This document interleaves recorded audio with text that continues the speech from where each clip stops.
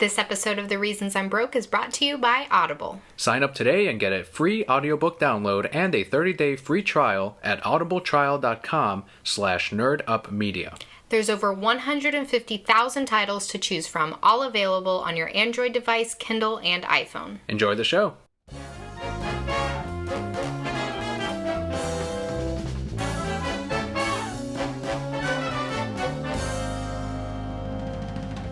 Hello and welcome to The Reasons I'm Broke podcast, bringing you the reasons we're broke, ranging from comics, movies, TV, video games, and more. I'm Daniel. And I'm Kelly. For any new brokeheads out there, welcome to The Reasons I'm Broke podcast. You may have heard of us from the YouTube Let's Play from one of the other great shows on the Nerd Up Media Network. Either way, thank you so much for joining us. The way that we format the show is first we cover the news ranging from comics, movies, TV, video games, and more.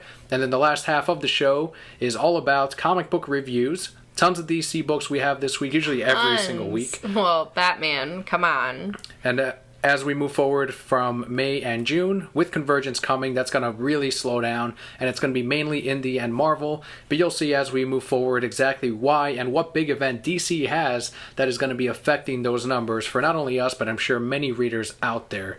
But we're going to kick it off with video game news. We did have a Nintendo Direct, but much more important was The Legend of Zelda. Yes, so the Wii U's Legend of Zelda title, originally slated for 2015, has been delayed to next year at the earliest. In a Facebook video announcement, series producer Eiji Aonuma said, "In these last 3 months, as the team has experienced firsthand the freedom of exploration that hasn't existed in any Zelda game to date, we have discovered several new possibilities for this game. So I must apologize to you all that we're expecting the game by year's end, but we are no longer making a 2015 release as our number one priority. Instead, our priority is to make it the most complete and ultimate Zelda game." So they were riding around and they went, "Aw, shit, there's a lot we gotta work on." There's too much open space here. Oh, there's a lot of stuff, man. And so they pushed it back. That very first gameplay footage that they showed, people are saying that that was just a one single loaded piece of game. That's crazy. That they actually, that's all they had. Like, this was just some tech demo from Zelda, and then they were like, we're really not going to make it this year. But it's probably a last-ditch effort to be like, look, guys, this is what we have coming in 2015. Star Fox, here's Zelda, you can check out this gameplay, and then later we'll tell them that we're probably not going to make it, but we need to give excitement for 2015. Because remember, they showed this last year when, Zelda, or when Smash Brothers and Mario Kart had already come out, and they needed something to have fans looking forward. At the end of the day, like I always say, go ahead and push the game back. You're just making it better. There is still no official date to the game, and it will not be making an appearance at this year's E3 showing. There is also no official title, but let us all remember this is far from the first Zelda game that has been delayed. That's true. Ocarina of Time, The Wind Waker, and Twilight Princess were all previously delayed, all three considered by many to be the best of the Legend of Zelda series. So that just means this will be the extra best. And that Kingdom Hearts 3 will be the extra best. Of course it will. It's going to have Star Wars, it's going to have Marvel. It's only been delayed 10 years now? You can keep waiting. They can delay the Kingdom of Hearts for 15 years. Kingdom Hearts. And people will still buy it at 15 years later. Not Kingdom of Hearts, Kingdom Hearts. They can be dead. And they'll return as Black Lanterns, as whatever it takes to play Kingdom Hearts. That's how rabid these fans are. I would definitely do that. I gotta see how it ends. Or how it begins, because there's going to be another trilogy after this. I'm back from the dead. That's what I would do. It would be so great. It'd be perfect. So as you mentioned earlier, we did have a Nintendo Direct. This was actually on April 1st. And was not April Fool's. Good for them, because I would have done all sorts of April Fool nonsense. Like, here's Pokemon Snap 2. Just to get my hopes up. Or Pokemon Yellow? Yes, and then be like, JK, boo!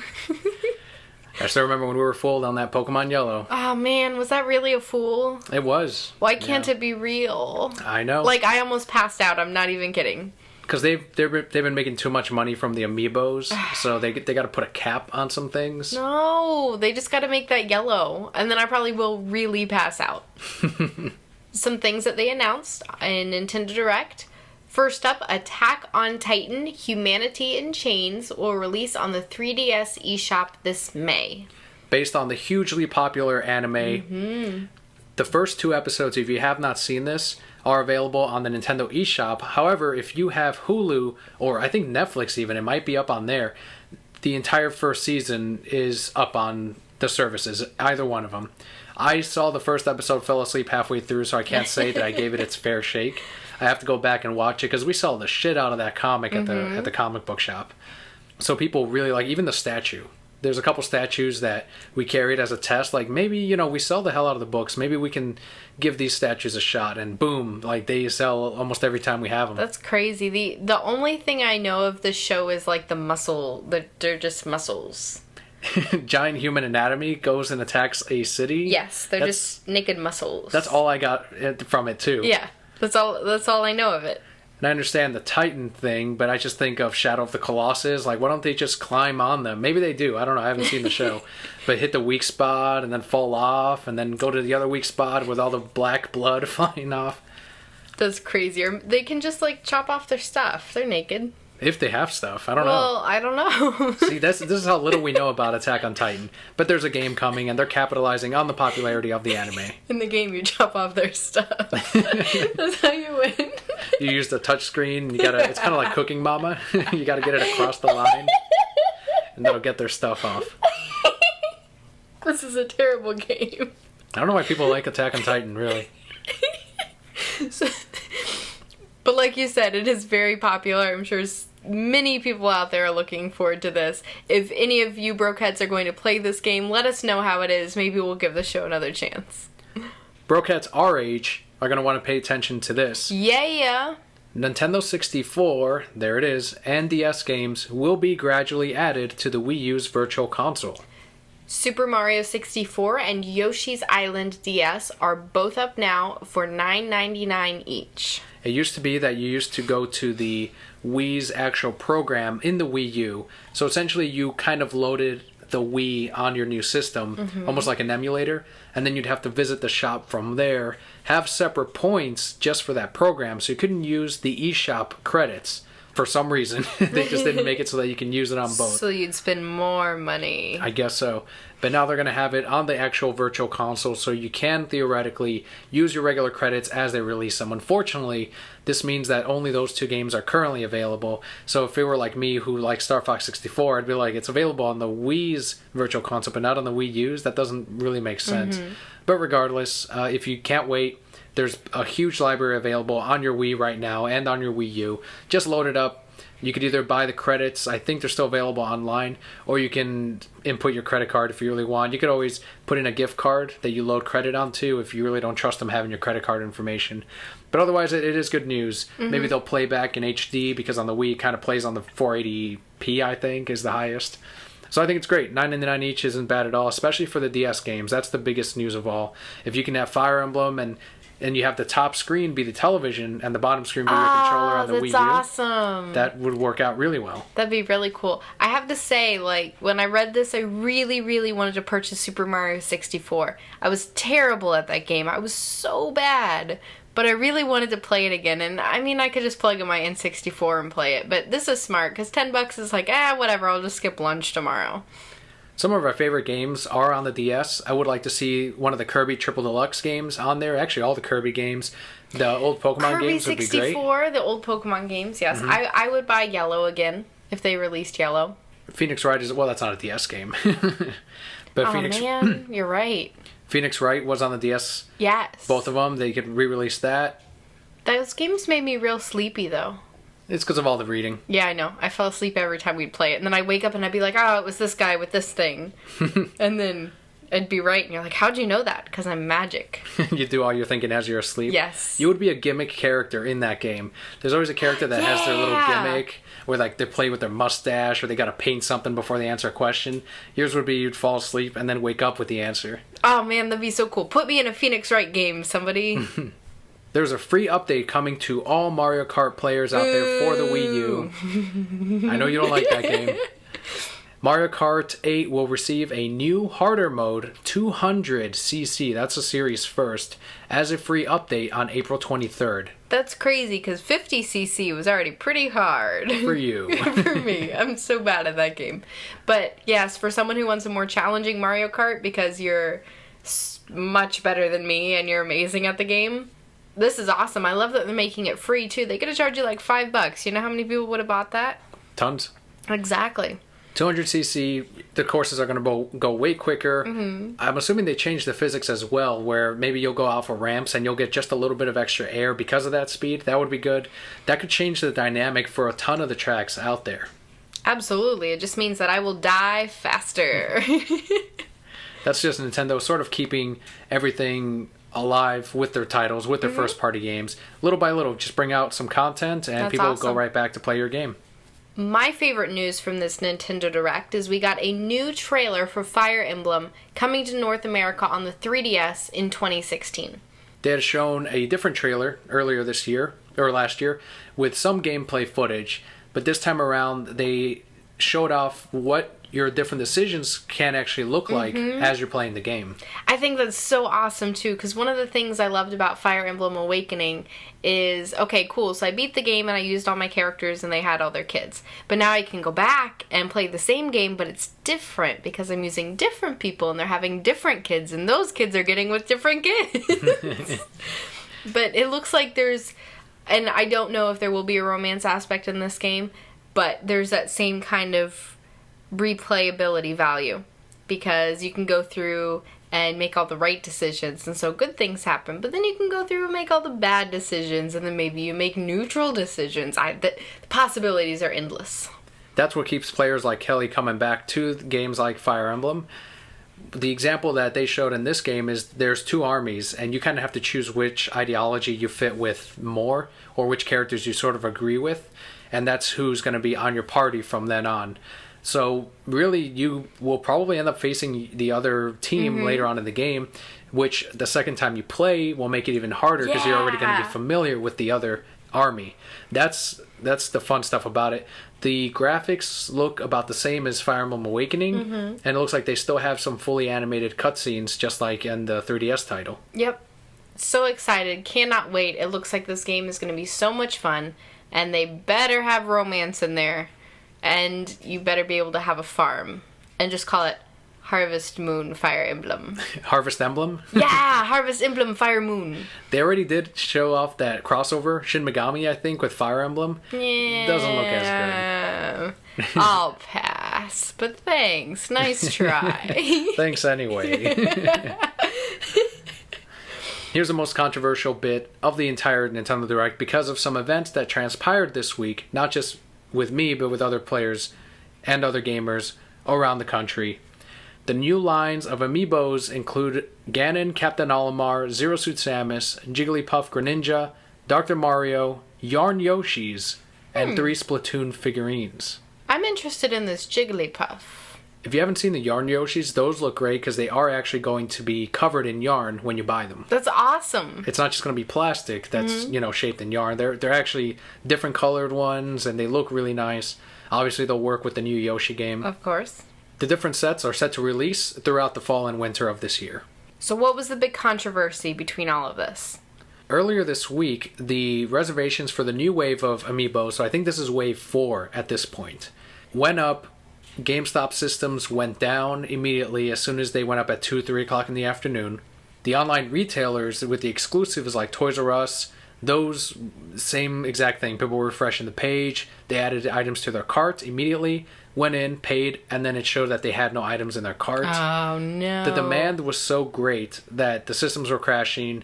People weren't getting the figurines that they were in their cart. They weren't buying them fast enough. It just created so much frustration for so many people out there, including myself, that many gamers are just turned off by the whole amiibo thing. There was, for a little moment there, that same day, there was this hashtag of boycott Nintendo over this amiibo nonsense. And honestly, I don't know about going that far, but at this point, I almost don't know if I ever want to buy another amiibo. They're not putting them out as if, regular figurines. This is wave 4. At this point, they should know how to handle the vast demand that they know exists. I understand allocating figurines to keep maybe certain ones, just to keep the hype up and the excitement. But to do that with all your characters, it's completely unheard of. And at this point, people are getting so upset that they don't even want your product anymore. You know what Nintendo's doing right now, though? When all that happened, they sat on their pile of money and laughed. They laughed, but at the expense of gamers being upset? I understand what you're saying. Yes, Nintendo probably should make more. But at the same time, look at that demand that they just created. Well, it's like I said earlier, though. If they create such a demand that they lose a quarter of the people that are now no longer interested in these things because of this, I feel like they pushed it too far into the demand and supply thing. Like, they made it so that they were too much in demand by not making... By wave 2 or 3, they should have been like, okay, this is going to be a big deal. Let's get some more out there. And it seems like they made even less this time around. Mm-hmm. I don't know. I see both sides of it, so I don't... I see where you're coming from, but at the same time, I see Nintendo, because they're kind of going the Disney route, where it's like, let's make so few of these that everybody wants them, and yeah, sure, they're pissed off right now, but then I'm going to come out with their favorite character next series, and they're going to be right back on the boat. I tried to pre-order Charizard, did not happen, and Greninja was the one I was like, okay, well, maybe I'll try Greninja when that comes around. Turns out that is a Toys R Us exclusive. Oh, no. And those things are going for like $45 on eBay. I'm like, I'm not going to support the eBay market, by giving money to a fucking speculator that went out there and bought this just to flip it on eBay. It's nonsense. I'm either going to wait 2 years when no one cares about these things anymore, maybe get a Greninja at that point, but at this point it's like I don't even want to look at the fucking things. I see where you're coming from, but again, I see it from both sides. It's a money-making market, and yeah, they're making... Those $45 Greninjas, they're probably Nintendo. You're just making different accounts. Yeah. Did the account say, Death Not Nintendo? Because that's probably them.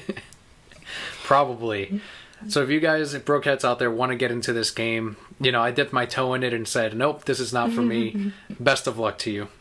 For Animal Crossing fans, there is a new game that will launch this fall, along with an NFC reader for the older 3DS models. I did not see this coming at all. Not so much the NFC reader, because they did say that was coming. They just hadn't showed it off yet. But Animal Crossing, there was no hint of that None that at all. I ever picked up on. Exactly. And now they're like, yeah, this is going to be a holiday title. It's Animal Crossing. It always sells. And we're going to release this reader that you're not going to have to almost do an amiibo sort of thing with Animal Crossing next. At the same time of Animal Crossing's launch, you will have NFC cards that are themed to Animal Crossing that will unlock characters and furniture as well as other items in the game. This is so smart, though, because you can sell a pack of NFC cards for $2 because you might get that one couch. And I would buy it. I'm not going to lie, I would buy it. It might work out for them. Do you remember when Nintendo tried to do this years ago with the e-reader? Oh, it sounds so familiar. There was a attachment to your Game Boy that you would put it on there, and I think it even worked with GameCube. And you would scan Pokemon cards are one of them, because they had the little strips on the sides that you can scan them with. And also Animal Crossing packs, which was the exact same thing. Furniture, characters, and unlockable NES games. That you would buy these packs, scan the card, and you would get that item in the game. So this is almost like them going, well, let's see if this works better this time with the nicer technology. Right. And with the amiibos on there. And remember, if you already have one of the new 3DSs, you will not need this special NFC attachment, because that is built into the system already. Amiibos will work on it. These cards will work on it as well. I think this is a brilliant idea. I would be all over that. I'm glad I'm not into Animal Crossing, because every week I'd be like, let's get a new pack. Let's see if I got my new chair. I don't think the cards will be nearly as successful as the figurines. Agreed. Because people do like having a figurine that they can look at and sort of, display. And it's more tangible than a card. A card they kind of have to store and take care of. But, we'll see how it goes. I know the Animal Crossing people, if you're going to do it with any game, and it's not going to be Smash Brothers, it should be Animal Crossing. I think they should do it with Pokemon, so then I can have stuff for my secret base. Yeah, they can do unlockable costumes. They can do stuff for your secret base. An even cooler luchador costume for my Pikachu. You should tell him that that's the one you went with. Oh, yes, I did. I went with Luchador Pikachu. And he does this thing called, like, I don't know, Body Slam. It's not really Body Slam. What's it called? Flying Press. Yeah, it's Flying Press. And he's such a badass because he jumps in the air and, like, yells at these guys, like, ah! Pikachu, motherfucker!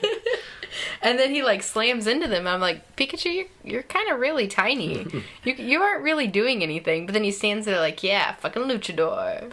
So tell the brokettes out there, if they have Pokemon Omega, Ruby, Sapphire, how do they get the cosplay Pikachu? Oh, man, so easy. So you go to Oceanside Town. That's not its name. It's like the second or third town, right? Yeah. It's the first time you get on the boat with a little crazy man with a seagull. And he takes you there, and then you have to go to the contest hall, and you gotta compete in a first contest. And as soon as you're done, the lady's like, hey, I got this Pikachu, take it. And it gives you a Pikachu in a frilly dress. And I was like, nah, I don't want none of that business. And you go in this room, and she's like, pick a costume. And you pick a costume, and then it's yours. And every time you pick a costume, it actually learns a move exclusive to that costume. Yes, it's lots of fun, but Luchador is my favorite. Like I said, he has the flying press, but then also if you do quick attack, he doesn't like run at them anymore. He kicks them with his little foot. Yeah, it does change the animation based on what Pikachu is wearing. Mm-hmm. And it is always a female Pikachu. Yes. There is a shiny Pikachu that exists in the game's animations, but there is actually no way to get a shiny Pikachu. Aw, that's real sad. But you still get the cosplay Pikachu, which is great. She's way cool. Her little dress is nice too. Yeah, if I didn't like Luchador Pikachu, I'd totally go for in a dress Pikachu. It'd be even funny if it was a male Pikachu, because like, you're gonna put on this dress. Put this on. You feel pretty. You want to battle, don't you? Put it on. This just got real dark. It's Pokemon. It's not the lightest game in the world. Have you seen some of those Pokemon descriptions? Yeah, actually, I have like the creepy ones where they take kids away. Drifloon. Steals kids. Yeah, steals kids. There's the ghost Pokemon for Black and White that wears a mask, and it's the mask of souls he eats or some shit. Yaman or something. Yan mask. Any soul that gets lost like turns into that mask, and this Pokemon wears them and uses them. I'm like, holy shit. I thought this was a Pokemon game. It is. But they've always been fucked up. Pokemon like just got real. You don't fuck with Pokemon. So back to our actual Nintendo Direct news. Now that I went down my little rabbit hole. Super Smash Bros. Revealed some trailers for Mewtwo. Look, we're still on Pokemon news. We can't escape it. April 28th, and Bart Simpson, Lucas, for June. Yeah, that's their release date. Couple more weeks for Mewtwo. If I was not watching the Nintendo Direct, I never would have guessed, or if the Nintendo Direct hadn't already released by the time I saw it, I would never have guessed that Lucas was going to be the other character aside from Mewtwo in Super Smash Brothers. The thumbnail was Lucas, so I'm like, oh shit, fucking Lucas is in this. Bart Simpson. So it kind of spoiled it for me. But watching it, Mewtwo is the same as he was in Super Smash Bros. Melee. I gotta be honest, he was not that good in that game, and he uses some similar moves in this. Leave Mewtwo alone! I just still don't get why people want Mewtwo. Because he's a badass. He's hurt. He's not in this game. He's hurt. No. He just needs someone to love him. Well, I hope the slight tweaks to his moveset improve him in some way. I still don't see him as being too usable, but I'm also not a Mewtwo player. Now, Lucas... That is, it's a NES clone, but it's like Falco, in which some of the moves might be stronger. He's a little bit slower in some ways. And NES players are serious, so if they put another option for them in the form of Lucas, who could be better in the end, that's going to really change the dynamic for a lot of the online competitive scene. So does that mean if I play as Lucas, I'll be good at the game? You could be. You should give him a shot. I would suck at that game. Don't even joke. Don't even say like, well, maybe if you practice and with hard work. No, this is me we're talking about. They haven't revealed what the prices on these guys will be, but the dates are up there. Mewtwo, I'm sure it's a little too late now, but if you registered both Super Smash Bros. On the 3DS and the Wii U through the Club Nintendo account, you're going to get Mewtwo for free. They also announced that gamers can vote for their favorite characters to appear as a Smash fighter up until October 3rd through the Smash Brothers Fighting Ballot. Gamers can vote at cp.nintendo.co.jp/US. I like some of the options, though. Corey in the house, man. Yeah, there are a lot of That's gamers. So Raven. A lot of gamers have been putting up joke ballots. You gave away the best one. I did. So That's So Raven was a TV show on the Disney Channel, I believe. Yes. And I'm sure there was a game out there, but there was another one called Corey in the House, which was her younger brother, that also had a video game. And there's been a lot of people voting for Corey from That's So Raven as a fighter in Super Smash Brothers. That's amazing. Who would you put up? I actually already did vote, and I voted for Chrom from Fire Emblem. Oh, that'd be awesome. And when you vote, it actually tells you what's the character, what game is he or she from, and then the description as to why you think she or he should be a fighter in Super Smash Brothers. For Chrom, I said, the model's already there in the game. Like, you use him as your final smash if you're Robin, and you've already teased that, oh, he's not in the game, but he's a final smash. Like, just throw him in at this point. Like, you can't just say he's only a smash character for the final version of Robin. Just throw him in as a character, why not? And have him appear in the final smash as well. Like, it's such a fun character. Some people are saying, oh, another Fire Emblem? Yes, another Fire Emblem character. From the best Fire Emblem game ever. Have you played Fire Emblem? It is serious. Fire Emblem Awakening, buy it immediately if you have a 3DS. Right now, stop listening and go buy it. Who would you want in Super Smash Brothers? Right now, my heart says somebody from Kingdom Hearts. Sora would be the most plausible, I think. Well, I mean, yeah, but I don't really like Sora. If it were up to me, I'd choose Riku. Or, like, one of the Heartless you have to fight. Or me as a Heartless. Yes! I want to play as a Heartless. Any Pokemon that you would want them to add on there as well? Well, we already have Pikachu. We have Pikachu, we have Lucario, Jigglypuff, okay, Mewtwo, okay, and Greninja. So we have got 5 and Charizard. Holy shit. Okay. We've got 6 Pokemon in Super Smash Bros. More Pokemans. Dragonite, where he just punches people. That'd be a good one. He doesn't fly. Awesome. He doesn't jump. He just punches people. Badass Dragonite. He walks through your Blizzard, through your Hyper Beams, whatever it is. Even your Final Smash, he would walk through it with one arm covering his face as he runs forward, just to deck you, just like in that episode. I would love to do also Todd from Pokemon Snap. He's the kid who takes all the pictures. He can be like Bowser Jr., who's in his vehicle. Like, he could also be in his vehicle. That'd be awesome. He throws, like, pester balls and apples at people. And then, like, he calls the paparazzi and takes horrible photos. Makes them real embarrassed. I don't remember that in the game. Oh, it was there. After the whole amiibo thing with nobody getting them and just it being handled wrong over every direction, people have been saying, characters I want, just more amiibos. Make them available. Oh, Nintendo fans, you make me laugh. They're all so jolly. So remember, you can vote for your character. Oh, a lot of people have been voting for 2 characters that I can tell you right now might legitimately have Nintendo look and be like, really, these guys? All right, we'll look into them. The first one being Shovel Knight. Who dat? Shovel Knight, it's one of the characters, it's an indie game that came out on the Wii U. I think it's out on PS4 now. And it's basically a platformer like DuckTales, in which, Uncle Scrooge can use his little pogo stick to defeat enemies. He uses a shovel, and it plays very similar to that. It looks like a lot of fun. I haven't played it yet, but it's just people are raving. Ever since it came out, people love that game. And even on their official Twitter account for the makers of Shovel Knight, they said, hey guys, we're really honored that so many of you are voting. So even they know that gamers are like, Shovel Knight, put Shovel Knight in Super Smash Brothers. The other one is Goku. A lot of people want Goku in Super Smash Brothers, and I hope they don't do that. If Goku wins, I would totally play that game. You have no idea. I would totally play that game. You've got Pikachu, Mario, Link, Nintendo's greatest fighters, and Goku. It just doesn't work.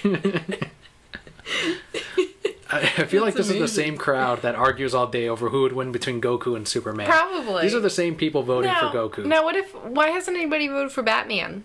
Shit, I wasted my vote. Yeah, you wasted your vote. We could have had Batman in this game, and then you'd always win. Batman in Smash Brothers. Yeah. I feel like he would play a lot like Snake from Metal Gear Solid and Super Smash Brothers Brawl. You know who I think he'd play like? Like Batman.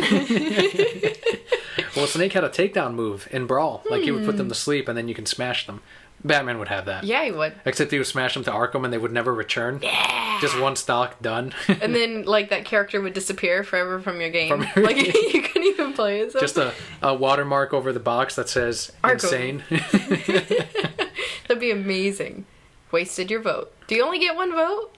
Yeah, That's but real you sad. can still vote. You can use my vote. All right, And vote sounds for good. Batman. No, vote for Todd. We touched on Twitter a little bit and how some of the developers interact with gamers out there, but there is some negative aspect to all of that as well. Sean Hemrick, producer of Mortal Kombat X, is the most recent industry professional to leave Twitter over threats to his family. Why were gamers threatening this man, a developer? They do it all the time. Anytime there's a Call of Duty patch that slightly tweaks someone's favorite weapon, people lose their shit and immediately send death threats to all the developers, to the companies, everyone. Gamers were demanding certain characters be included in Mortal Kombat 10 at the threat of personal harm to his wife and daughter. Oh, Goku. They really wanted Goku in Mortal Kombat. They really wanted Goku. So in his farewell tweets, Sean said, "So to be clear, the reason I don't want to do this Twitter anymore is not fans asking for characters or hints or whatever. I get that. I used to be thick-skinned enough for the random personal attacks. I'm a big boy. I can handle it. I've been in my share of fights. You want to fight me for any reason? I'm probably willing to go verbally or physically. I can hold my own. But threats to my ladies? No." So that's why he left, and we've seen this is kind of a trend with a lot of developers where they prefer to just not have any of that negativity and not deal with it in their lives instead of putting themselves out there with people who can interact with them and who can threaten them. Many times you'll see it on Reddit or 4chan where they'll share their personal address with people and bad shit happens. Like, not necessarily people getting physically harmed, but, you know, they'll get hate mail. They'll say, "Oh, I know exactly where you live." People will find out when they're not home. Like, weird shit like that where it gets insane. And this is a developer that's like, you know what? We're just going to avoid all of this together and I'm going to leave Twitter. It's not on me. It's when you start affecting the people around me. That's when I care. You can, like you said, you can give me shit all day, but this is unacceptable, and I'm just gonna cut that part of it completely out. And it's a shame that we do have something like Twitter, in which we can talk to our favorite celebrities, voice actors, writers for comic books. We do it all the time, all day on Twitter. And then when it gets to the point where it's like we all lose our privilege when assholes out there personally attack someone over an electronic toy. Like, that's unacceptable. You can be upset about a video game, a character not being included. That's fine. Like, we all have bits of look at the amiibo thing. People are very upset about that. But it'd be like tracking down the address of Miyamoto and starting to attack him and figuring out who his wife and kids are. Like, that's psychotic. It really is. I agree. I don't blame him at all, and I actually think it's really commendable that, you know, he pointed out that you can attack me all you want. That doesn't bother me, but you can't go after my family, and so now you all lose your privilege. Like, I think that's great of him to do that. And really, people, like, really, you're going to threaten somebody's wife and daughter. You don't do that over nonsense. It's like me going, Pokemon Snap isn't out. I'm going to be on this Pokemon Snap thing again tonight. I apologize. You're on it every time until they make the game. I know. And they're never going to make the game. I'm going to be like 80 and they'll be like, Pokemon Snap, and there's going to be 5,000 fucking Pokemon in there. Maybe one from the original 151, and that's the only one. Pikachu. That's the only one I'm going to photograph too. I'm going to win the game photographing that one Pokemon. Oh, at least it's your favorite one. Yeah, I know. That's good. Anyway, and then me going after somebody over that's stupid. That does not affect my life in any way, so why am I gonna threaten somebody over it? And it's not like they're gonna go, "Oh, well, they're threatening me. Well, let me put in their favorite fucking character. Yeah, let me put Baraka in Mortal Kombat." Now for Goku though, that's acceptable. That's fine. Totally fine. Gotta see him fight Scorpion. We need some Kamehamehas in here. We gotta see Goku and Corey fight in Super Smash Brothers. That'd be the best. That'd be amazing. Whenever certain days come by on Twitter where they have like a hashtag going, like appreciate an artist, and that'll be a hashtag where they'll encourage everyone to say something nice to an actor, a game developer, an artist, a writer, and tell them something that you appreciated from their work, and that's it. Like, just make their day. Because it's much easier to say something negative to someone, either, you know, on the online or in person, than to commend their successes or to recognize the things that they are doing well. And we all do it. but it's nice. It's extra nice when it's out there for the world and people are participating in it. I agree 100%, and I'm sorry, I'm totally going to jump on a soapbox for just a second. It's wonderful, and I do believe that we should do this with artists and people who develop things that we appreciate, but it's also important to remember that you need to do that in your everyday life, too, with the people that you work with and the people that you spend your life with, because like it would with all these artists that we have, just saying, hey, you're doing a great job, it goes a long way. And that was my soapbox. I apologize. No, it was good. It was great. We always encourage everyone to, like you said, people on Twitter, right now, tell your favorite comic book ever. Find that writer on Twitter. Let them know how much you enjoyed it. Or, your favorite podcast. Well, like, there are reviews. They have, like... nerdofmedia.com/shop. And, like, iTunes and Twitter. Just let them know, hey, enjoying your podcast. Just saying. Kelly and Daniel make a good team. Or, whoever they are. That's an example. I just, but they sound like cool people. I don't know. First thing that came to mind. Just, don't know where that came from. All right, so we do have Batman news. Yes, and I called this one. I called it. I did it. I called it. It's not him being in Super Smash Brothers, but what is it? They've announced through the PlayStation blog, Sony and Rocksteady have announced 2 Arkham Knight PS4 bundles. And I called it. You called the design-ish, sort of. Well, it doesn't matter. I called something, and they kind of made Batman related that they made. Yes. And, right now I'm calling, they will some other day make something Batman related. To be fair, you got close. Yes. You said that you wanted a PS4 special edition. Yes. Check. Yes. With the bat symbol and the lights up. But, like... You got the bat symbol right. I was just throwing out shit, man. Okay, if I could make this the greatest, like maybe it shoots fire too. Okay. From the back, yeah. like a little Batmobile. If they made a Batmobile shaped PS4. Uh-oh. Okay, I'm sorry. I'd pay like $1,000 for that. I'm not gonna lie. Like someone's gonna mod one now. Like an animated series Batmobile PS4. If they mod that shit, I'd buy it. Or they could just give it to me, favorite podcasts and stuff. Hey, like what you do, here's this PS4. So let them know what this special edition bundle consists of. Yes. So, for a price point of $449.99, you get a limited edition steel gray PS4 with a custom Batman Arkham Knight faceplates, a matching DualShock PS4 controller, and a physical copy of Batman Arkham Knight. So you're paying essentially an extra $50 for basically the way it looks. Now, normally, if you were to buy a PS4 by itself, it's $400. Arkham Knight by itself is $60. Okay. So even that bundle is already saving you $20. Truth. And well, $10 plus tax. I would. It looks amazing. You got Batman on it. He does have his Bat logo, right, sticking out, and put some glow sticks on it and lights up. Done. Can it just shine a flashlight at it? Will that count? I mean, that's a lot more work. Like that's more work. If you stick a glow stick on it, you can buy that shit at the Dollar Tree or like Target for $1, right? So I have to leave my house? Well, when you pick up the PS4, you can swing by Target. All right. It's like they're like all Targets are everywhere, right? But make sure you only get that one thing, because I always end up spending too much at Target. Anyway, and then you just like tape it on there, and it lights up. And then you don't have to shine your flashlight the whole time while you're trying to play too.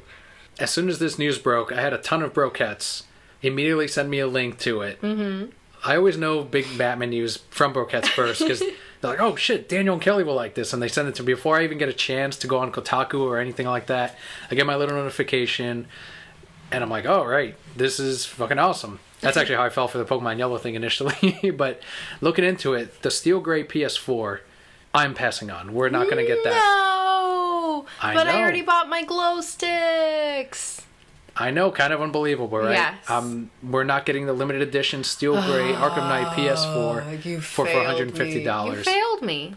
We are instead getting the $399.99, $400, the price of a PS4 today, jet black PS4 with matching controller, and the physical copy of Batman Arkham Knight. So PS4 with a free copy, disc of Arkham Knight.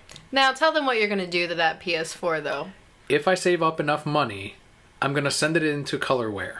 Colorware, what is that?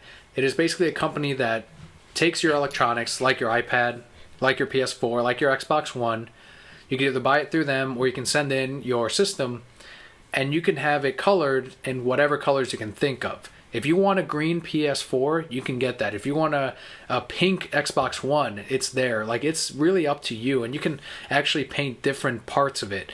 I want to say the website is colorwarepc.com. If you Google it, it's just like hardware, colorware.com. It'll pop up somewhere in there. Yeah, I mean, it's a little pricey, but it's something that if I save up enough, I'll eventually throw it in. Only because I'm not a fan of the steel gray model. But it's got Batman on it. I know it's got Batman on it. And it lights up if you buy glow sticks. I kind of like the jet black more than gray. I'm sorry.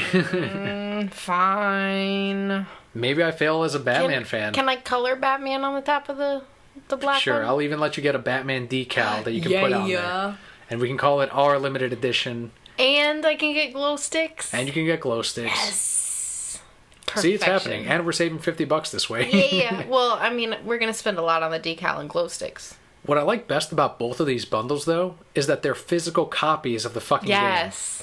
That is so important to me. Not because I ever plan on trading in Batman, but I always want to own a physical thing of something that I do love and care about. Mm-hmm. Even if Arkham Knight, for some reason, ends up being the worst of the Arkham trilogy. I don't see how that's going to happen. Blasphemy. But I have Kevin Conroy, his latest work, on a disc, on a video game, on a cover that I can look at on my shelf forever. That's way better than a little icon on my menu, in my system, on my television. Agreed 100%. I am very surprised that they went this route, given that it's a limited edition. It'd be so easy just to have it preloaded on there. Mm-hmm. But it's great price points for both. You know, you save money either way if you don't have a PS4 and this is a game that you were getting anyway. Yeah, that's going to be the new bundle. I think if people don't want Arkham Knight, they could always trade it in towards something else that they want, assuming that they get it at. I mean, who doesn't want Arkham Knight? Oh, of course. Yeah, I mean, there's going to be a ton of those systems sold because of this game. Mm-hmm. Honestly, I did not expect them to bundle Arkham Knight with the PS4. They could have bundled it up with whatever any other game they wanted. And the fact that they did it with Batman and you save money doing it that way astounds me. They could have done this for $450 with Batman, not including a limited edition steel, like just a regular one. Mm-hmm. And I think it would have sold just as fine. But we would have bought it. It's working out so well in our favor. They heard our podcast. they made it just for us. Just for us. This is actually the Reasons I'm Broke edition of the PS4. We want to announce it officially here. We didn't want to tell you guys. But go pick it up. We earn 10% of every one of those bundles sold. And if you buy one, I'll send you a glow stick. You have to sign the glow stick. I will. I'd sign that glow stick. But I'm going to crack it before I send it to you. So it might not glow by the time it's there. Just know that it glows on the way there. It lights the way to your home. From our hearts to yours. Is that it for PS4 owners? They get the game, they get the system, save money? No, of course not. There's always more exciting news when it comes to Batman. So all owners of the PS4 version of Batman Arkham Knight will get access to bonus content before it's available anywhere else, including in-game missions and custom skins for Batman and the Batmobile. How cool is that? So cool! In the past, they've had a really good relationship with Sony on the Arkham games. Arkham City had the Joker as an exclusive when you pre-ordered it. So you got to play as Joker, you got the Joker challenge map, which was pretty difficult but a lot of fun. And then you could only get it, I think, about almost a year later if you got the season pass. Then you got everything with it. But I'm excited to see that we're going to get it ahead of time as PS4 owners, and more so the Batmobile. It makes me wonder what kind of stuff they can really do with that. I don't know if we're going to get an animated series skin because it's a very different looking Batmobile. You would die. You would explode. I would. I would also not be able to make churns in that Batmobile because it's so damn long. Whatever. But no, that would be it. Like, the next podcast after that skin came out would be, yo guys, sorry, Daniel's dead. You'd come back as a Black Lantern just to play the Arkham game. That'd be my game. Kingdom Hearts and then Batman. I'd look over and you'd be like this skeleton just like playing your game. Be pretty epic though, I wouldn't lie. The bundle and Batman Arkham Knight released this year, June 23rd. Yes! Get it, pre-order it, get the bonus content, buy a PS4 just for this game or Xbox One. It is going to be worth it. I don't know that for a fact, but my emotions I'm making an emotional decision and saying that it's going to be worth it. Goku might be in it. He might be in it. But he won't be in it. So now we can move on to some movie and television news that ties into comics as we move into, eventually, our comic book reviews. Lots of news this week. So big on April Fools this year, 20th Century Fox has revealed the synopsis for Deadpool, as well as the very first image of Ryan Reynolds in the Deadpool costume. The Deadpool costume looks right out of the comics. Yep. It's not this Baraka-looking... Oh, I thought you were saying Barack Obama. No, not a president-looking Deadpool. The Baraka from Mortal Kombat-looking Deadpool that we saw in Wolverine Origins. This is actually straight out of the books, exactly like the design from the current comic even. I would even say it almost looks like the one from Rob Liefeld. And it's just sitting there in real life as an image. He's in front of a fireplace underneath a bear rug. It's perfect. Like, if I were a Deadpool fan, I would be really excited. So the synopsis we got for this movie is, based upon Marvel Comics' most unconventional anti-hero, Deadpool tells the origin story of a former Special Forces operative turned mercenary, Wade Wilson, who, after being subject to a rogue experiment that leaves him with the accelerated healing powers, adopts the alter ego Deadpool. Armed with his new abilities and a dark, twisted sense of humor, Deadpool hunts down the man who nearly destroyed his life. This all came with a very surprising trailer on April 1st, revealing that Deadpool will, in fact, be rated R. And I think this is really funny because, like, 2 months ago, I was talking to somebody who was saying that Disney would never make a rated R movie. And I said, well, if they do, it's going to be under Marvel. And they're like, that'll never happen. This isn't Disney. This is 20th Century Fox. Damn it. Well, it's still Marvel. No, it's not. Still Disney. It's not Disney. Still Disney. You need to stop protecting Disney. I'm not protecting nothing. This is 20th Century Fox. Let me feel that I called this. They did all of Can this. you just tell me that I called this too? I'll give you the PS4 Arkham Knight. I will not give you the Deadpool. Give me this. Who owns 20th Century Fox? 20th Century Fox. Disney. Disney owns everything. Okay, so moving on. So this is set to release February 12th, 2016. And moving on, because Disney owns this too. Okay, so... I do want to be clear, though. I think this is brilliant marketing from 20th Century Fox. Agreed, and Disney. No, 20th Century Fox. Disney. And I wouldn't even say Marvel. Like, I'm not even going to give them credit. It's just the movie studio went ahead. They heard what fans wanted, and they gave it to them. Mm-hmm. Disney does that. I know Ryan Reynolds has been fighting for this for a while. Like, he wanted this to be a rated R movie. For years, he's actually wanted to continue to play Deadpool ever since after the Wolverine Origins thing. And I almost can't wait because I know there's going to be a Wolverine Origins joke somewhere in that movie. Sure. As he breaks the fourth wall and just, he's like, yeah, fans, that was shitty, wasn't it? Now let's enjoy this movie. So the trailer, if you haven't seen it, it is up on YouTube. I think if we typed in Deadpool rated R, and it was the very first one. There's only one because it's an exclusive reveal. Of course. And sure enough, Deadpool tells you, hey, rated R, it's not going to be PG-13. It's coming next year. It's done perfectly. Like, that's what fans wanted. Everything's been done right as far as how they handle Deadpool.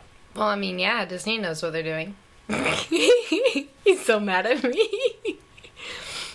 So moving into some TV news, the Flash/Arrow team spinoff has cast its Hawkgirl.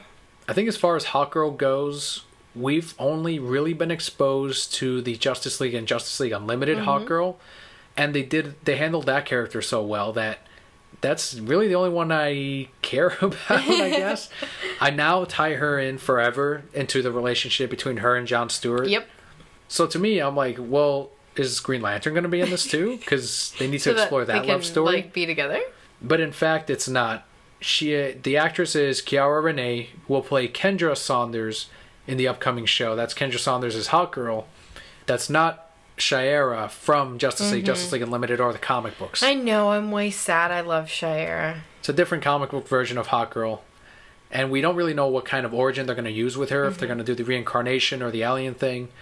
But live action Hawkgirl. Can I just pretend I don't like it? I guess so. That's not my Hawkgirl. I'm not going to like it. Sure. I am very excited, though. I do love the character of Hawkgirl. And Shire was wonderful, but that's not to say that this one can't be wonderful or different or something that I grow to love as well. This is kind of forming a television Justice League for these other characters that have been so successful for Warner Brothers and DC in television. Other cast members so far include Brandon Roth as the Atom, Wentworth Miller as Captain Cold, and Dominic Purcell as Heatwave. So we've got our League of Villains, we've got our League of Heroes, all of that forming and growing. Latest one being Hawkgirl. So excited, everyone, for fans of Arrow, or like us, fans of The Flash. Which just got cray-cray BT dubs. What a great show. Yeah, What a anybody great who has Hulu, like, jump on that. The Flash, Batman should all be available on Netflix by the end of the year, according to the deal that they formed with WB. So some news about a show that definitely should come to Netflix, like, right now, not by the end of the year. And a show that we actually like better than The Flash as well, Constantine. So executive producers of NBC's Constantine show, Daniel Cerrone, has given fans a couple of updates via Twitter on the fate of the show, which we all thought was canceled, forever gone, and I was way sad. All of a sudden, there's news. This producer was actually quiet, silent for the longest time. He was in mourning. Probably. On March 9th, this is his Twitter handle, at Daniel V. Cerrone, that's Cerone, he tweeted, "Can't help but notice Law and Order just pulled a .6 in our demo Friday night. Far below hashtag Constantine's numbers. Hashtag save Constantine, hashtag Hellblazers." That was interesting. And then we heard nothing again until March 29th. Yes, 20 days later, he posted, "End of April date has been set to pitch second season ideas to NBC. Then they decide on a season 2. How cool is that? Amazing. So you know what he did for those 20 days in between those two posts? Kept bugging him about Yeah, season 2? he did. He was like, oh, they only got a .6. We got, like, way higher than that. You got a .7. Way higher than Way that. higher. That's more than 10%. Yeah, still higher than a .6. And that's all he did. Hashtag save Constantine. That's what he'd say when he walked through the halls, like, past these guys. Hashtag save Constantine. He wore a hashtag Hellblazers shirt Yeah. all the time. On the back it said save Constantine. They were all like, oh, good morning, Daniel. Hashtag save Constantine. Good morning. They're like, do you still work here? So that's cool. So that tells me that he's been fighting for this show. And I'm sure he took that Law and Order, the fact that didn't do as well. That was probably the deciding factor, because they're like, look, why don't we take this show that's clearly doing better than this nonsense, give it a season 2. This nonsense. I tweeted to Daniel and I told him, tell them that you're going to put in Swamp Thing and you're going to tie it into a Justice League Dark arc by the end of the season. They'll be in. Tell them it'll be like the Justice League movie that WB's coming out with. Whatever these people in suits that probably don't know anything about the storylines or comics, say that it's something like in the movies. And they'll be like, oh, well, all right, let's add that. I want one of those people in suits to be like a super Constantine fan. And he's real mad at you right now. Well, wouldn't he be like fighting for season 2 as well? Well, I mean, yeah, probably. But he's got to look cool with his friends. It's a lot of pressure there up at NBC. Yeah. It's like he wears his suit, and you know how you wear the white undershirts underneath your button-up? It's a hashtag save Constantine white shirt. But he can't let his friends know. It's just over his heart.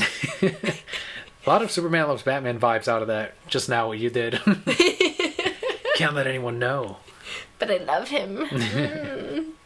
So, yes, very, very exciting. Like I said earlier, this is like my favorite show that they put out. Better than The Flash, better than Gotham, and I really like Gotham too. I agree. Absolutely better than Gotham. Constantine's better than iZombie, which is our current... Well, I think for you it's The Flash. For me, I like iZombie a lot. I mean, both are good. Flash just got real cray-cray. But I think iZombie's about to get cray-cray too. iZombie. The first episode was amazing. The next two were like, oh, they're still good, but they weren't as good as that first one. Agreed. But I'm still very excited to see what they come up with, and I like these little mystery stories, and she's fucking hilarious. Funniest part of the show. But overall, it's just DC nailing it on the television side, and maybe next year, once these movies come out, we'll know if they're heading in that direction as well with the films. I sure hope so. If not, I'm going to make my own Constantine show. I'm going to play Constantine. biggest convention of the year that I know you're ready for. Yes! No, I'm not ready yet. You're not ready for it? No, I still have to make my costume. Don't let Tim Yates know that. He's listening to this. Shh. He already knows that I'm going to make it. I have 5 days off next week. I took off days to make this costume. Work is like, Kelli, you're making no money. Here's some hours. And I'm like, no thanks, work. I got to make a costume. People watching are going to be like, oh, you're a pirate from Pirates of the Caribbean? You're like, no, I'm fucking Anne Bonny. Go to booth C19. There's not even a C19. They're like Rose 1600, 500. whatever. Go to like Perez 500. That's true. They did name them after the creators. So, Road to MegaCon continues as we go into MegaCon next weekend. I screwed up for the last one. Road to MegaCon. I see you looking at me. Yeah. Yes, I was looking at you. Guest highlight of the week, Jeremy Shada. Jeremy Shada is an American actor best known for his work as the voice of the title character Finn from the Cartoon Network series Adventure Time with Finn and Jake. Whether you have the DVD, the Blu-ray of the show, or even the comic books like we do, you can get them autographed for a price of $30, or if you want a photo op with Jeremy, that was $40 at MegaCon next weekend. Yeah, we're almost there. If you're going on Saturday, leave way early in the morning. Traffic is fucking crazy. Yeah. Every year, but Saturday especially. Mm-hmm. You want to get there 2.5 to 3 hours early. Just walk from your house. For real. That's probably just faster. Walk. Yeah, just about. So, like we said, next weekend, April 10th through the 12th at the Orange County Convention Center. You can still get your tickets at megaconvention.com. I suggest getting them, now. It's a little bit cheaper if you order them early. Otherwise, you're going to have to wait in a long-ass line to pay at the door. Absolutely. I don't know yet if this will be our last podcast before we actually go to MegaCon, or if we're going to record one beforehand and do a full coverage next week. Oh. It's going to depend on how work works out. That, and also how fast we read next week's comics, how much prep we put into MegaCon. But just in case, I do want to give some more tips if you're actually going to go to the show. Yeah, MegaCon tips. This is my favorite part. So you already said leave early, get there fast. Yes. Big one, of course, buy your tickets in advance. That's kind of a no-brainer. You save money and you save tons of time when you actually get to the show. Another thing, you get into the show an hour early if you bought your tickets ahead of time.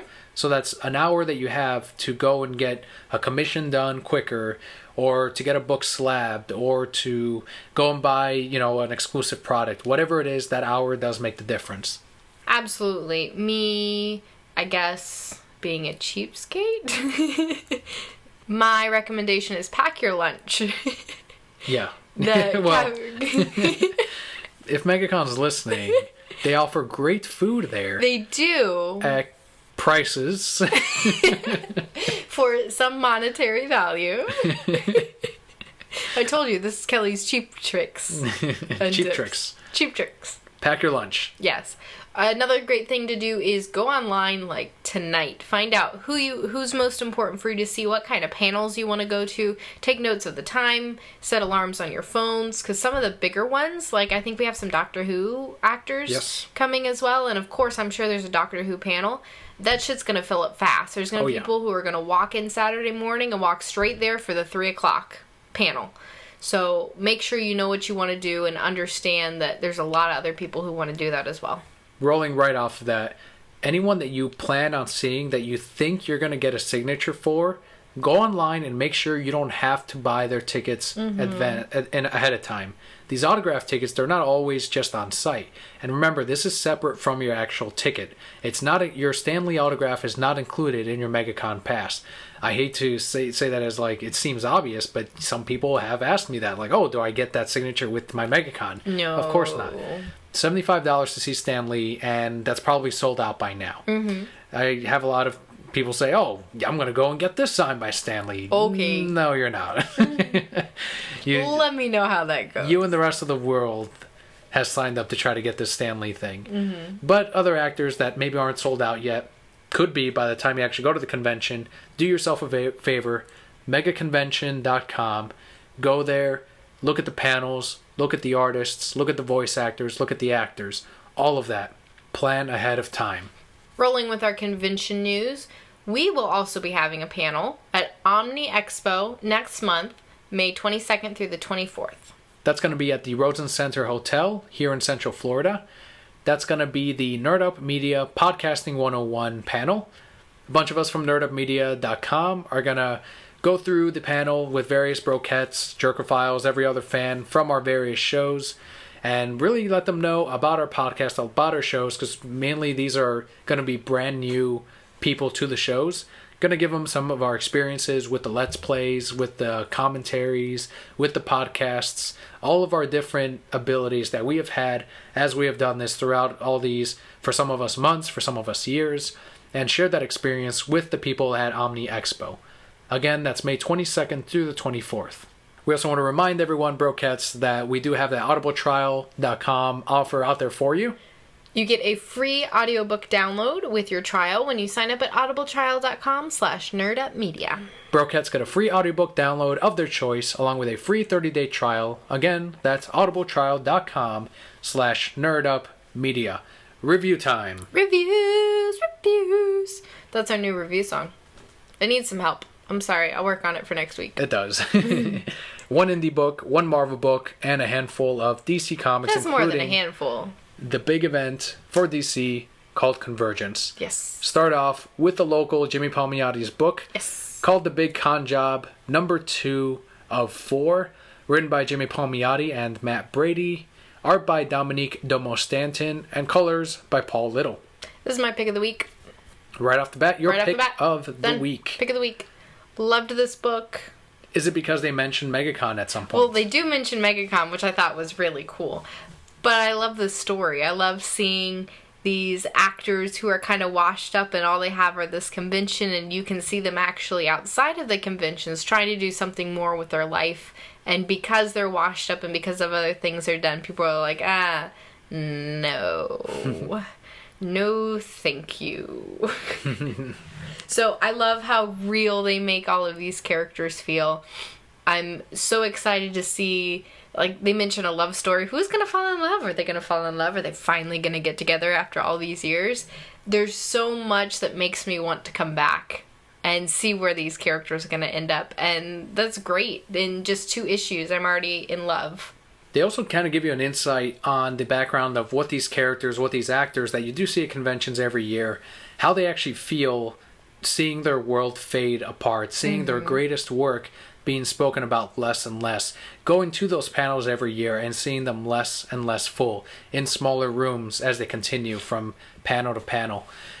And to see this fantasy of what if they all succeed and pull off the greatest heist by robbing San Diego Comic-Con.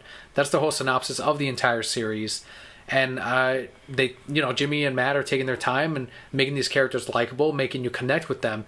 Now you're rooting for them to steal from San Diego. Like, that's what they've done. Well, and I was sitting there too. I'm like, how are they going to steal all this money? Are they going to pickpocket people? Are they going to sneak into all the little booths and just like take their little money box? I'm very confused. So I cannot wait to see how this is going to go down. Our next and only Marvel book this week is Spider-Gwen number 3. This is written by Jason Latour with art by Robbie Rodriguez, and the colorist is Rico Renzi. Spider-Gwen is a comic that, for me, isn't getting better or worse. It's just kind of staying in the middle, being its own thing. Something I noticed with this comic, though, the colors by Rico Renzi, phenomenal. Like, in the past 2 issues, I haven't noticed them more than in this one. The way he has the various contrasts between the greens and the purples and the pinks, because those are a lot of the colors he likes to use in this comic, really work for the feel of the book, the youthful spin it has on the characters and on the audience. So that's one thing that if you ever want to see a professional colorist and when you actually want to pay attention to that kind of stuff, pick up Spider-Gwen number 3 next time you're at your local comic book shop. Spider-Man Gwen. And just flip through it. Check out the colors, check out the pages. They're fucking gorgeous. One thing that did bother me that I don't think I noticed in the other issues was her design. When she's talking with her father at home, they made her look very dirty.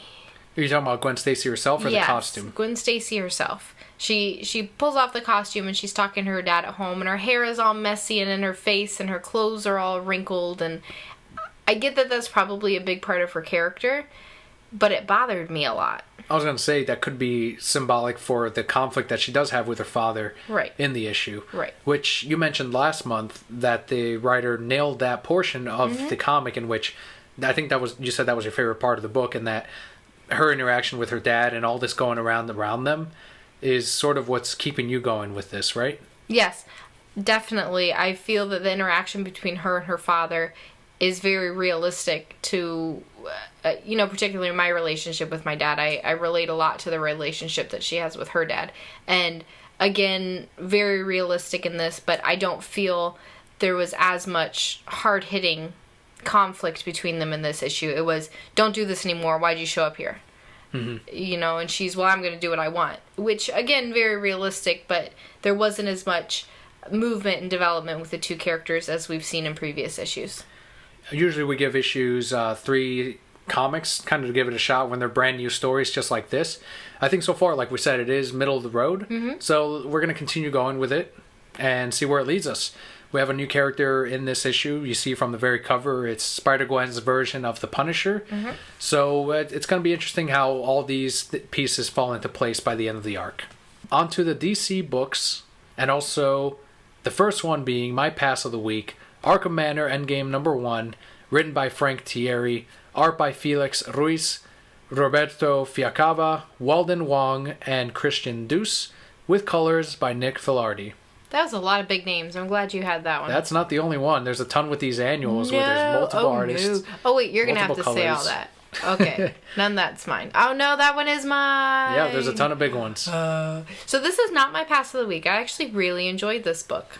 All right. Get out of my house. Disagree with me? I don't know. It was just it's a one-shot story, okay? It's not going to change the world as far as Endgame goes. It's kind of like the rest of the books when it comes to tie-ins where they're not going to affect the main story. But this is everything that's happening around the Joker, around these other characters, while Arkham and Gotham really are in chaos. This is all the story from one Arkham worker and how he deals with the asylum itself. Oh wait, I got confused. I thought this was Academy. Yes, no, I didn't like this book. All right, then. You can stay in my house. You can no longer judge me for my passes of the week. Well, I mean, I'm still going to judge you for your passes of the week. I can see why this was your pass. Yes, I didn't care for the guard. I didn't really care for his story. I thought it was cool to see Clayface go against not Clayface. Yeah, that was confusing. They just had other random characters in there. But it was so light and nothing that I just like, who cares? Like, yeah, it's another Clayface, fine. Yeah, and then in the end, Bullock is like, nah, I trust him. I know how to read a guy. And I'm like, really, Bullock? So far, we said that the Batgirl Endgame tie-in was the best one. There's a different one this month that we're going to touch up on later in the review, but so far, this one wasn't as bad as Detective Comics Endgame, but it was still not good. But here is our final Batman and Robin issue. Yes. Until they somehow bring it back eventually in the future. Yes, this is Batman and Robin Annual #3. It's written by Peter J. Tomasi, with art by Juan Jose Rip, and the colorist is Sonia Oback. This reminds me of that tweet from Pat Gleason. It was this week, actually. He said it was great to work on the final Batman and Robin issue. And someone said, what about Batman and Robin Annual? He replied with, what about it? He could have said, no, I actually didn't work on that book. He could have said any number of things, but what about it? And there was no other response from anyone except from me when I favorited it. That's amazing. I believe, agree with his statement, though. This may be my pass of the week. I actually, no. Get out of my house. I liked it. I like this issue. Get out of my house. It's not essential to Batman and Robin at all. If you have a Batman and Robin collection and you just want it to be complete, fine, get the annual #3. But it's still their Batman and Robin by Tomasi, but there's so much missing when Pat Gleason isn't there. What Pat Gleason does with these characters and their subtle mannerisms when they speak to each other on the main Batman and Robin isn't there in the annual. So I can see that missing here. That's fine. But at the end of the day, this is just an adventure with Bruce and Damian, and it's fun. Okay, but I didn't feel he was very Batman-like. Because here's what happened. I'm sorry, guys. Brief spoilers. Skip ahead if you are going to pick this one up. So they find this crazy alien race on the moon. Batman types in some things. Goes, oh, they're going to go to Earth. Let's just blow them up.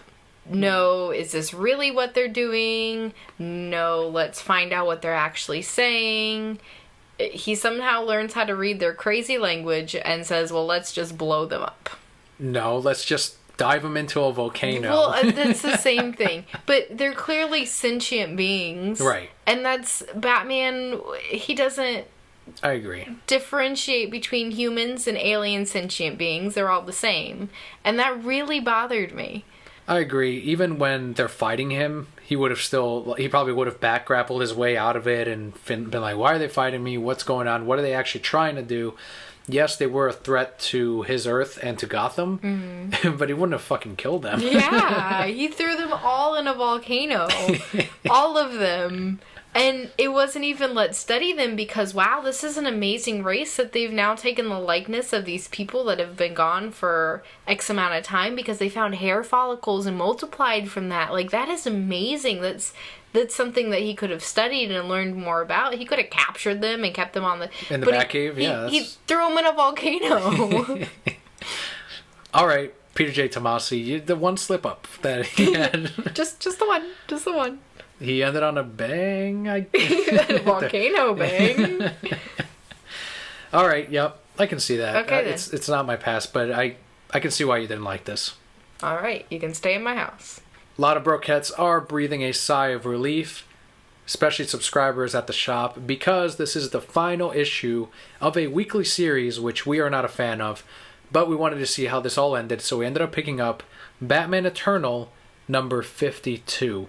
Huge team on this series, written by Scott Snyder, James Tynion IV, Ray Fox, Kyle Higgins, and Tim Seeley. Art by Eduardo Pansica, Robson Rocha, David Lafuente, Tim Seeley, Ray Fox, Guillermo Ortego, and Julio Ferreira, with colors by Alan Pasalacqua, Gabe Altabe, John Calise, and John Rauch. And that's the podcast. Thank you, everyone, for listening. Didn't take that long. It was pretty long.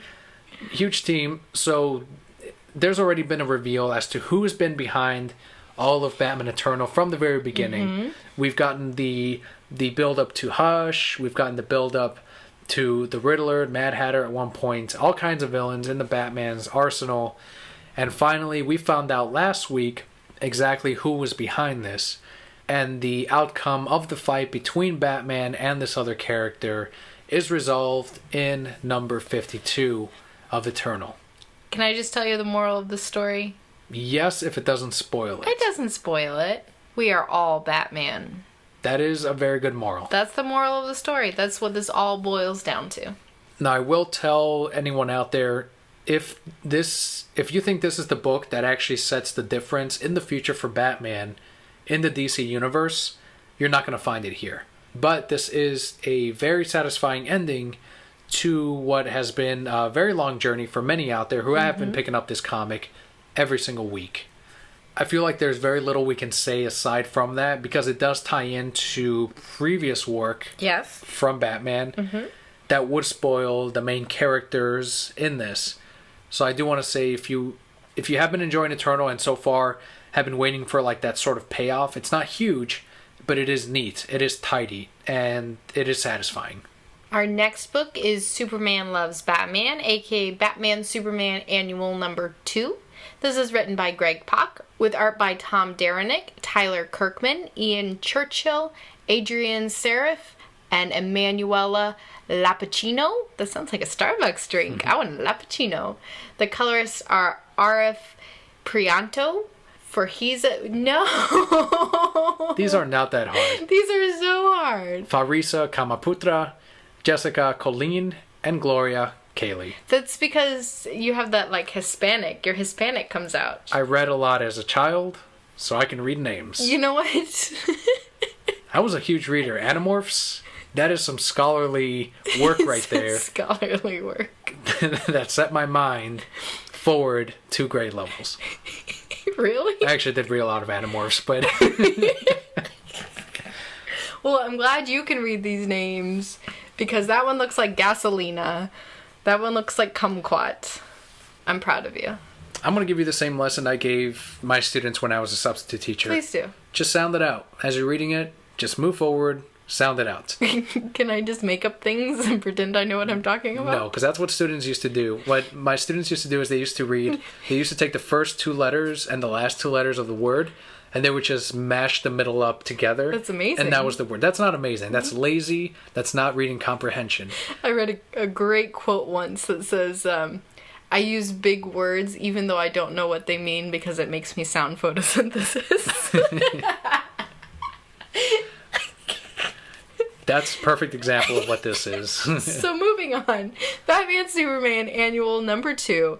I believe this calls for our Superman Loves Batman theme song.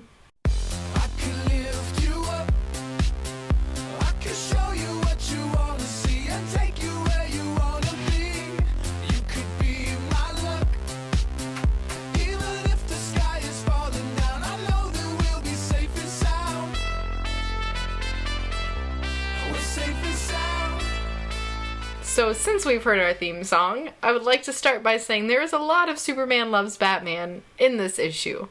Tons and tons of it. A lot.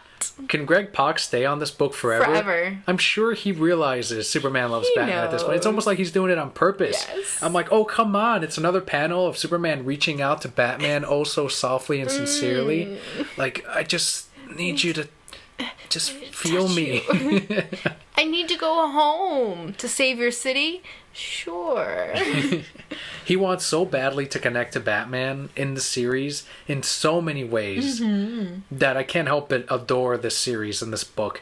I'm so glad we picked up the annual. It's more of this.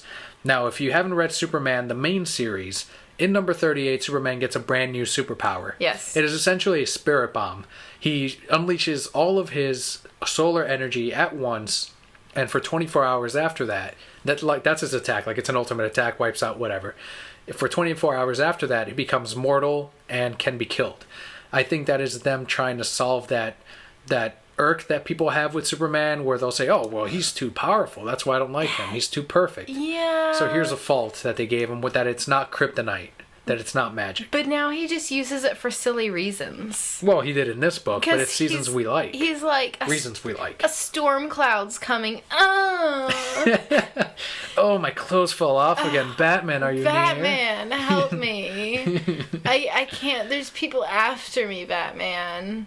And I'm Why do you keep doing this? Because I need to save the world, and I need you to save me. Last time a mosquito was nearby.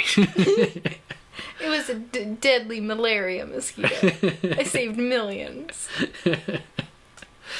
So he does that again. It's basically, this is just a story of Superman's mortal for 24 hours. Yes. Let's see how Batman can keep him alive during this mission. Yes. And And it's hilarious the entire way through. that was wonderful. If you've been liking Batman, Superman, there's no reason why you shouldn't get the annual too, because it's more of that silly fun. And it ends right before the big Convergence event on a big cliffhanger, because I'm not really sure what this means for the series moving forward. We do know that the solicitation has the new Superman with the jeans and the haircut, and then the police, Gotham Academy, whatever, police officer Batman that we're going to see in June interacting together.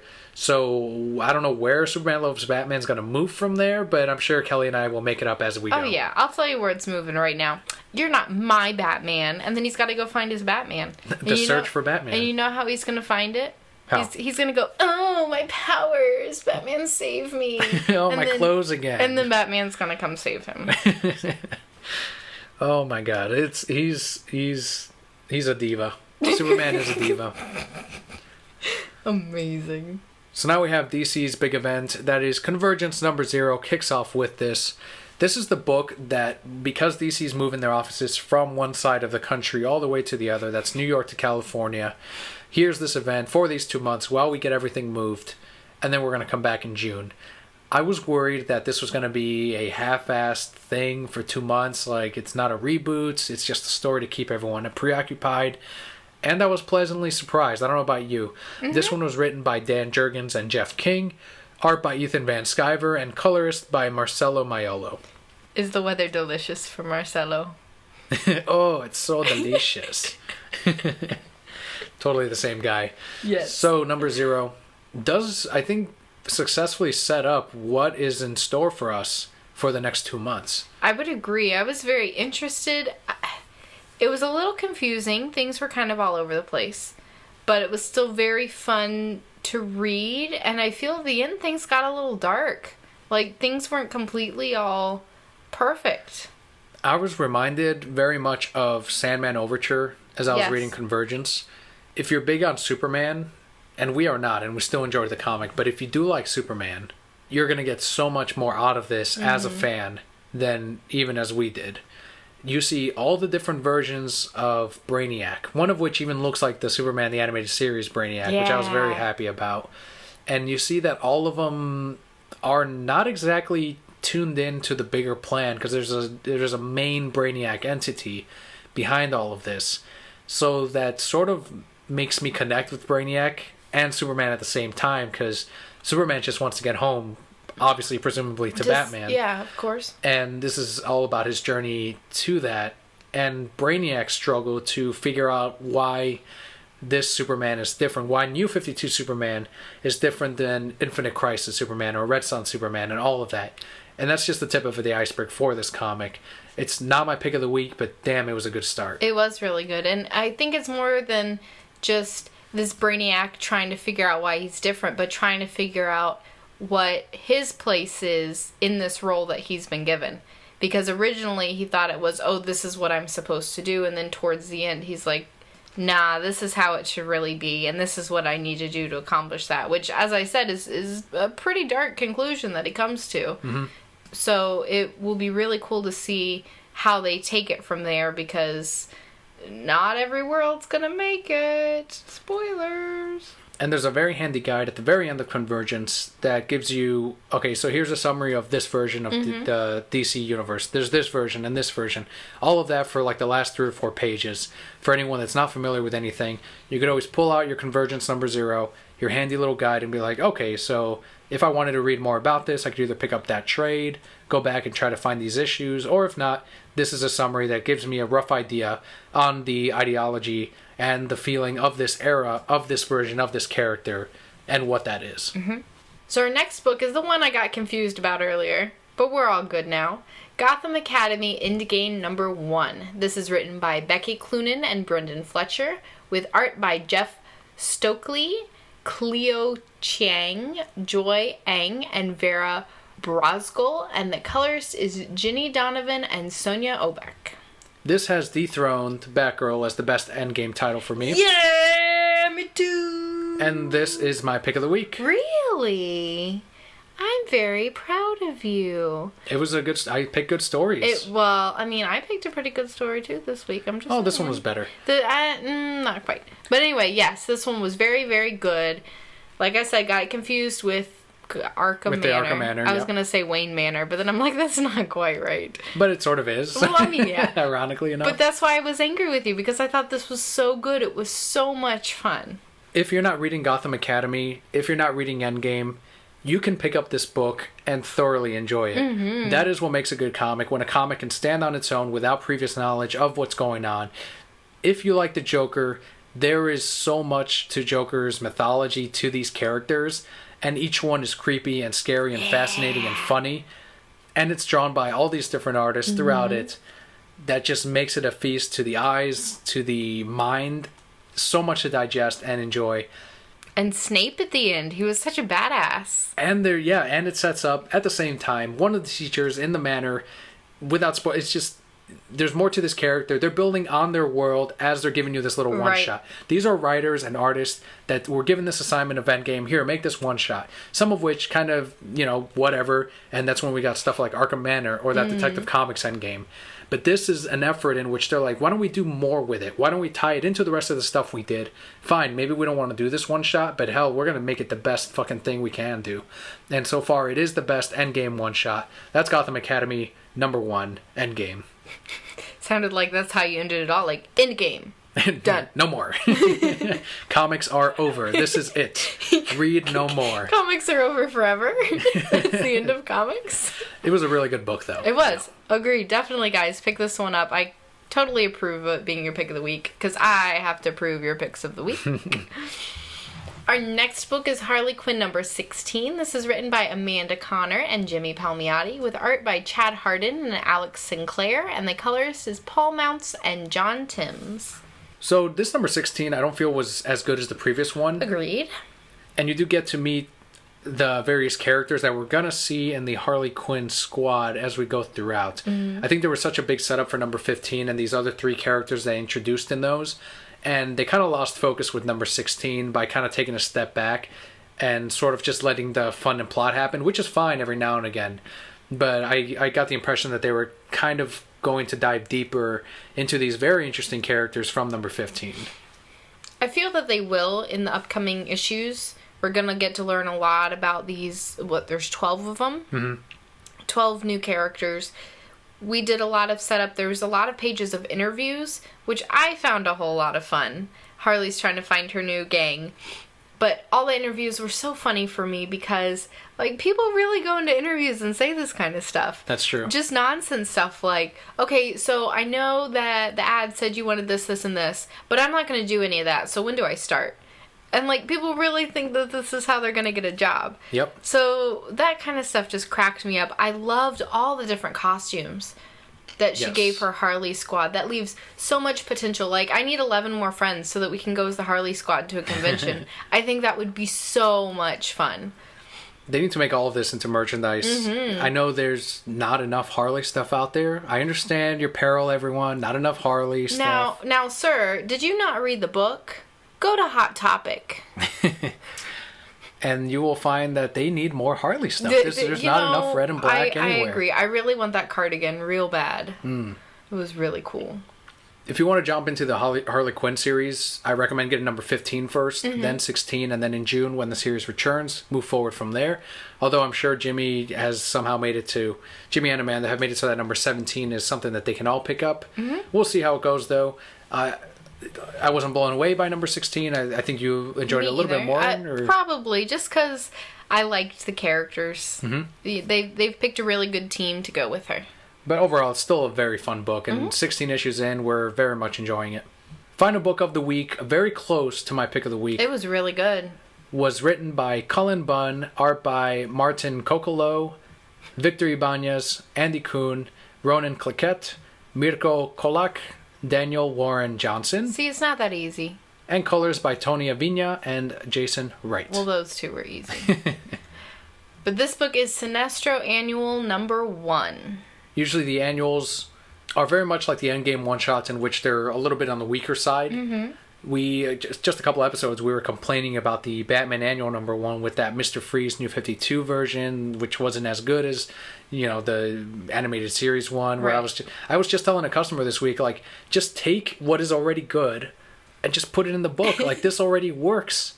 Don't try to be fancy with it and make it like, some underlying thing. Just this is great. Put it here. Take this and put it over here. I will do it for you. I will just literally adapt Heart of Ice and put it in a comic. You just need to find the freeze from the old books and just cut out the pages and tape them into the new books. DC's like, you said you would draw and write this. Well, here are the drawings. Like, I cut it out and I pasted it. There's artwork going on here. I used some good Elmer's glue. So if we've been following Sinestro so far, we know that he's been slowly rescuing his people that remain throughout the universe. He thought he was one of the few alive based on what happened at the very end of Jeff Johns' Green Lantern run. Great story. But here it's sort of him, I wouldn't say redeeming himself, but it's more like he wants to save his people, but his people don't want him. Right. And he's trying to convince them and his daughter at the same time that this is for the good of his people, for the good of the Corps, for the good of Sinestro. And they're kind of fighting him along the way. And that's what's fun about this book. If you read the solicitation for June on Sinestro, we do know that there is a betrayer on the Sinestro Corps. Yes. And already he's been, throughout the series, he's been weeding down the Corps that has been kind of screwed up by Arkillo. And all of that is introduced in Sinestro Annual number 1 as far as the mystery and what set it all ablaze. More than that, though, because you're focusing on the overall, which is good. It was a good story. It's a great premise. But this book is also made up of little mini-stories of the backstories of his core, all of which I thought were really good. Everything was unique. Everything gave them a reason behind why they're part of this core, why they're so nasty and weird. Mm-hmm. And it really made me feel a lot for these characters that, like, Lissa's her name? Yeah. The weird freaky one, like, I did not like her. She freaked me out. And the bookkeeper of the Sinestro Corps. And then after reading her backstory, I'm like, no, she's pretty cool. She ain't so bad. I think that was a problem with the series. Not a major one, because we all focus on Sinestro so much. I mean, it's named after have the you book. seen him? Come on. And we were like, who the fuck are these guys? Like, who are these weirdos with this long blonde hair? This fucking looking asshole piece of shit. Like, for some reason, I just don't like these other guys. Fucking looking asshole. And now they're like, okay, well, here's their stories. And now I'm like, no, they're not so bad. Like you said, I was a little worried as I was reading this, because I'm like, why are they giving us all this information at once? You know, does Cullen Bunn know that this is a series with an end that is coming pretty soon, so he wants to give us all this at once? Right. Or is it just that he noticed that maybe this was missing from the series like we did, and wanted to fill the gaps and be like, I'm going to take this annual, take this time, the extra pages to be like, here's who they are, let's continue now. Could have been that. And I really hope that's what it is, because I don't feel that this all would have worked in a single issue. It would have been way too cramped. So I'm hoping that he just looked and said, hey, look, this is an annual. I get so much more room. Let's dive deeper and make you feel a part of this core, rather than just an observer who's only there for Sinestro. Because at least one of those stories you will relate with. Because they do touch on different aspects of a human character that we can all relate with. So it's just, it's solid overall. The artwork was gorgeous. I still miss the art by Dale Eaglesham, who did the first trade paperback, essentially, so the first, 6 or 7 issues. He did the cover to this, which looks gorgeous, and I wish he would come back. But the artists that they have had so far continue that style that Dale set forward, and you don't really notice it as much as you're reading. So, great story. If you're picking up Sinestro, I would say Sinestro Annual 1 you should pick up if you're reading the series. Agreed. Some of these annuals you can pass on, of course, like Batman and Robin, but some of these you should get. Case in point, Sinestro Annual number 1. And that is actually going to do it for our podcast this week. A lot of news, a whole lot of books. Just to reiterate, my pick of the week was The Big Con Job number 2. And my pick of the week was Gotham Academy Endgame number 1. My pass of the week was Batman and Robin Annual number 3. And my pass of the week was Arkham Manor Endgame number 1. For all those who are listening and say, you know what, you guys are amazing, I love you, I want to support you, great way you can do it is head over to nerdupmedia.com/shop, and you can actually pick up a t-shirt. They come in a variety of colors, including blue, black, red, gray, and the latest, by popular demand, pink. Each shirt comes with a nerdupmedia.com logo. It comes in a variety of men's and women's sizes, and for a donation of just $16.99, which includes shipping, it will be mailed to you with love. You can also leave us a review on iTunes or on Stitcher. Those extra 2 minutes to review us really goes a long way in helping new Brokettes find the Reasons I'm Broke podcast. Also at nerdupmedia.com, you can find all our other shows under our Nerd Up Media logo, such as Bacon in the Oven, Those Two Jerks, and Lazy and Gamey Guys. There's also, of course, the Read Pile, which are other comic book reviews, but all of that you can find at nerdupmedia.com. Support the rest of the Nerd Up Media family, including us, and everyone out there with the shop, with the reviews. Every little bit helps.